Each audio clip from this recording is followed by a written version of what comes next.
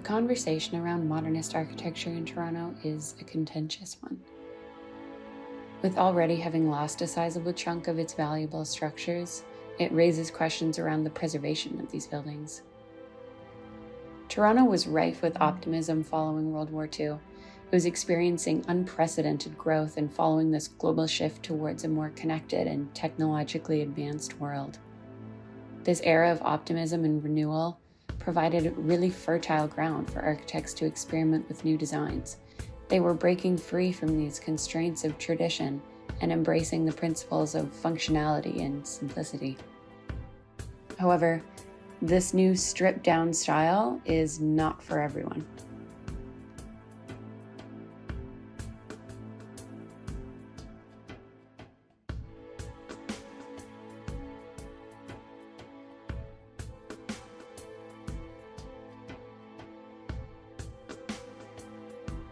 No, I do not.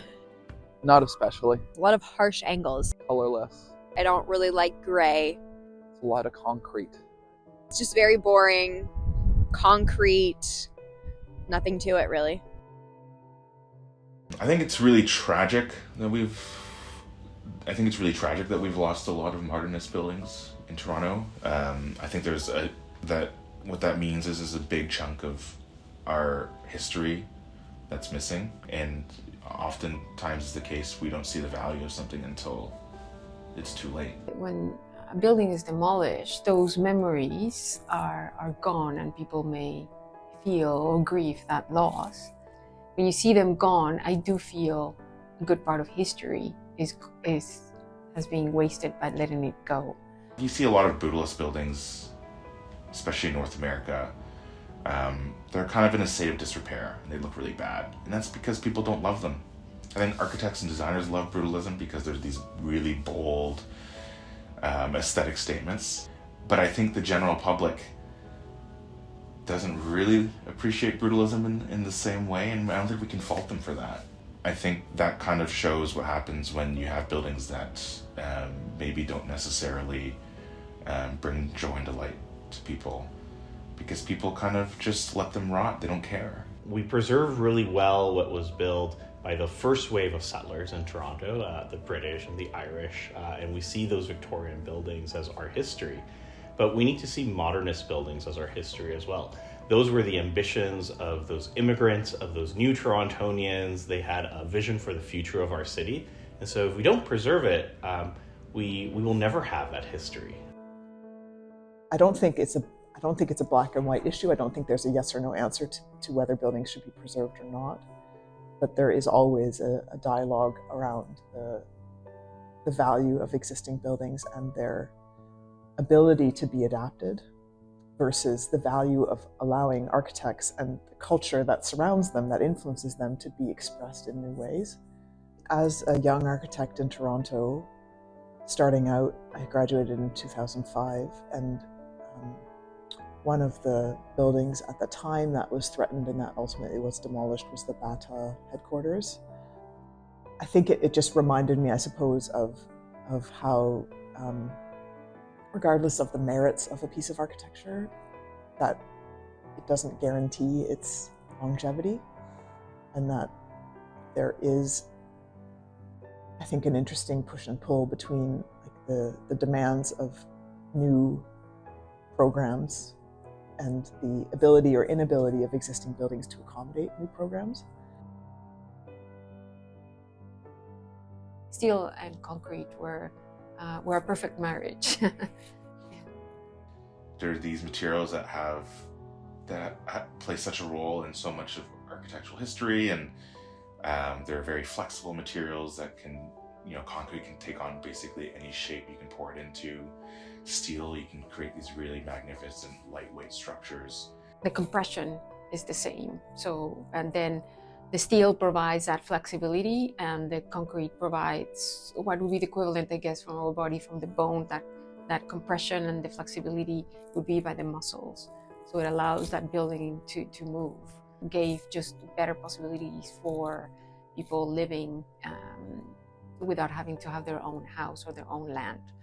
Later, they started to also use it as a means of expression and trying to take some risks and look at the limits and the possibilities of those two materials together.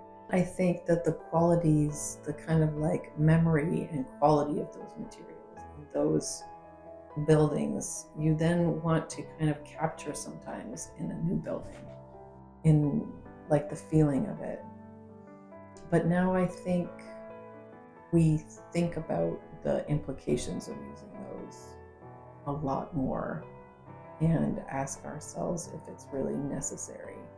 I think nowadays we've learned more about these materials, and we've learned that these materials are very emissive to produce, and in many instances you probably don't need to build with such intensive materials like concrete and steel. So it's interesting because I think with modernist architecture we go back to this idea of construction as this assembly of things with the intention of building rapidly. And now I think we look at those things, we look to modernist architecture for the lessons that we're learning. We look at it as a way to disassemble it or make it a regular pattern so that it can be modified easily or adapted in the future.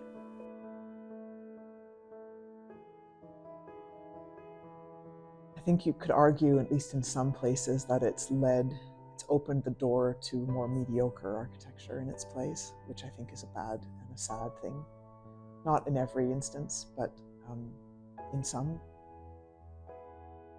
I really think that there's value in living in cities that have a wide variety of styles of architecture from different ages of our history.